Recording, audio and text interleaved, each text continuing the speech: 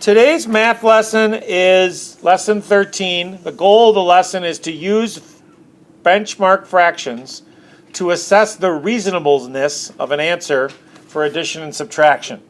So I'm going to do number 4 from their homework. So we're benchmark fractions today. Benchmark fractions are fractions that are 1/2, 1/3, 1/4, 2/3, 3/4. We call these benchmark fractions because they are commonly used fractions that you see on a number line, and when you try and do problems mentally in your head, you use these kind of fractions. So a lot of these problems are going to be like, is your answer more than a whole, or less than a whole, or more than a half, or less than a half?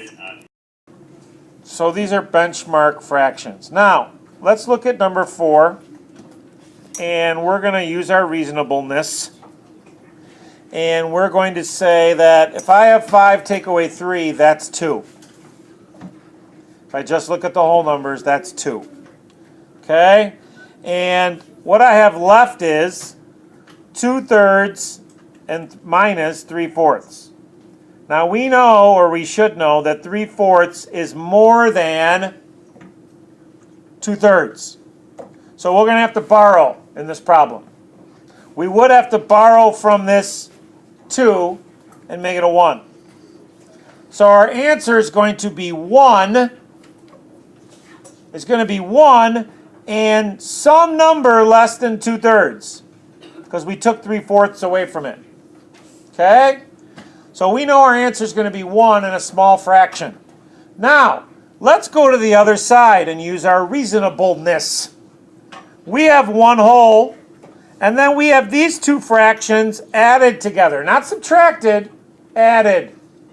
So 2/3 is almost a whole, and 3/4 is almost a whole. If you add them together, you're going to get more than a whole, which means our answer is going to be 2 and some kind of a fraction.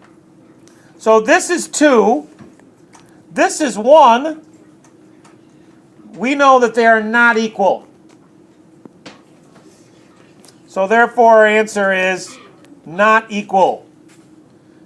And that's the reasoning that we can use. Now, the kids can do that with numbers, or they can do that with words, or they can do it with both. They can even solve the problem exactly if they want to. Now, they don't have to, because we're supposed to be using benchmark fractions and our reasonableness skills, but they can do that if they want to in this lesson.